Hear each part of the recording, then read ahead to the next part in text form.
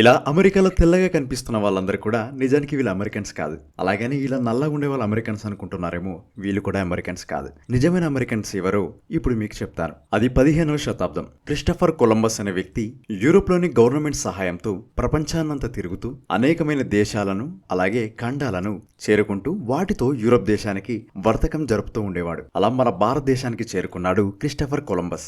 మన ఇండియాకి వచ్చాక మన ఇండియాలోని స్పైసెస్ అతన్ని అట్రాక్ట్ చేసుకున్నాయి. కాబట్టి అతను ఇండియాతో ట్రేడింగ్ జరపడం మొదలుపెట్టాడు. అయితే ఒకసారి కొలంబస్ ఇండియాకి తిరిగి వెళ్లి ట్రేడింగ్ ని జరపాలని అనుకున్నాడు. అయితే అప్పటికే భూమి గుండ్రంగా ఉందని యూరోపియన్ ప్రజలు నమ్మేవారు. కాబట్టి కొలంబస్ ఈస్ట్ సైడ్ ప్రయాణం చేస్తే ఇండియా చేరుకోవడానికి చాలా దూరం అవుతుంది. కాబట్టి వెస్ట్ సైడ్ ప్రయాణం చేస్తే ఎలాగో భూమి గుండ్రంగా ఉంది కాబట్టి తొందరగా ఇండియాని చేరుకోవచ్చు అనే ఆలోచనతోని ప్రయాణాన్ని మొదలుపెట్టాడు. అలా 3 నెలల పాటు ప్రయాణం చేస్తూ 1492 అక్టోబర్ 12న కొలంబస్ అమెరికాని చేరుకున్నాడు. అక్కడ ప్రజలను చూసి అతను ఇండియాకి వచ్చానని అనుకున్నాడు. కానీ ఎక్కడి ప్రజలు ఇలా ఎర్రని వర్ణంతో ఉండేవారు. కాబట్టి కొలంబస్ వారికి రెడ్ ఇండియన్స్ అని పేరు పెట్టాడు. ఆ తర్వాత అతనికి అర్థమైంది తను వచ్చింది ఇండియాకి కాదు మరొక కాంటినెంట్ కని. ఎందుకంటే అప్పటి వరకు వాళ్ళ మ్యాప్ ఇలా ఉండేది. వాళ్ళ దృష్టిలో అమెరికా అనే కాంటినెంట్స్ ఇంతవరకు లేవు. ఆ తర్వాత యూరోప్ నుంచి ప్రజలు వచ్చి అమెరికా కాంటినెంట్ ని స్వాధీనం చేసుకోవడం మొదలుపెట్టారు. అలాగే నిజమైన అమెరికన్స్ ని చాలా మందిని చంపేశారు. ఇప్పుడు అమెరికాలో నేటివ్ అమెరికన్ ప్రజలు దాదాపుగా 2% మాత్రమే ఉన్నారు. వీడియో నచ్చితే లైక్ చేసి మన ఛానల్ ని సబ్స్క్రైబ్ చేసుకోండి.